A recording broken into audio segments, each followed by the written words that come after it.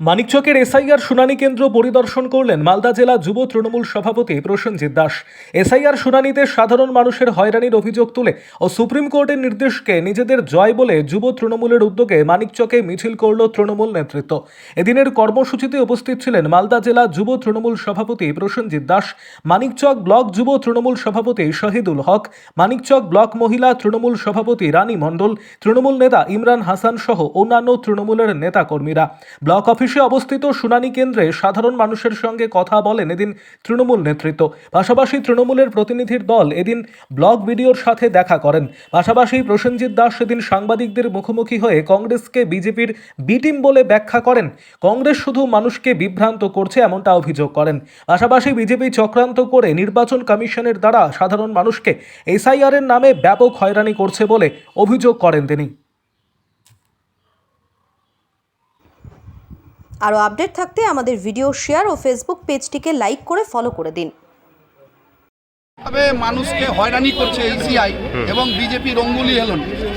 আজকে আমরা আমাদের দল সর্বভারতীয় তৃণমূল কংগ্রেসের সভানেত্রী মমতা বন্দ্যোপাধ্যায় এবং দলের সর্বভারতীয় সাধারণ সম্পাদক অভিষেক বন্দ্যোপাধ্যায় আমরা সুপ্রিম কোর্টে যে মানুষের ভোটাধিকার রক্ষা করার জন্য যেভাবে পাশে দাঁড়িয়েছে এবং তৃণমূল কংগ্রেসের জন্যই বাংলার ভোটারদের একটা বিরাট আইনি জয় হয়েছে, যার ফলস্বরূপ আজকে মানুষ দুশ্চিন্তার মধ্যে যে ছিল যে কিভাবে আমার নামটা বিজেপি ইসিআইকে ব্যবহার করে নাম কেটে দেওয়ার চক্রান্ত করছে।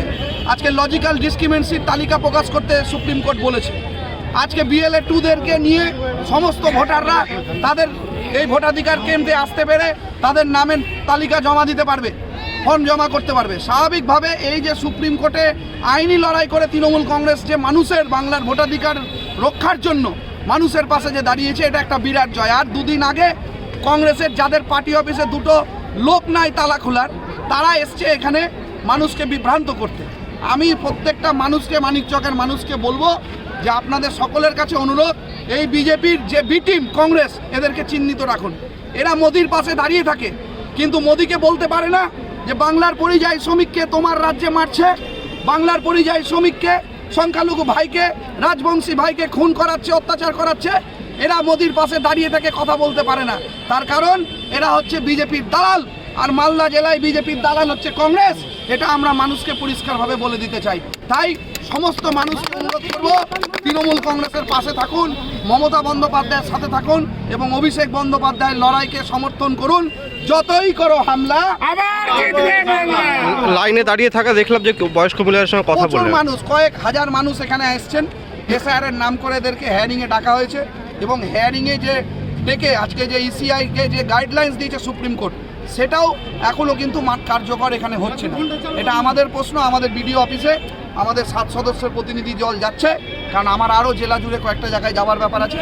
তারা এখানে কথা বলবে। বলি, সুপ্রিম কোর্টে আইনি লড়াই কে করেছে? তৃণমূল কংগ্রেস।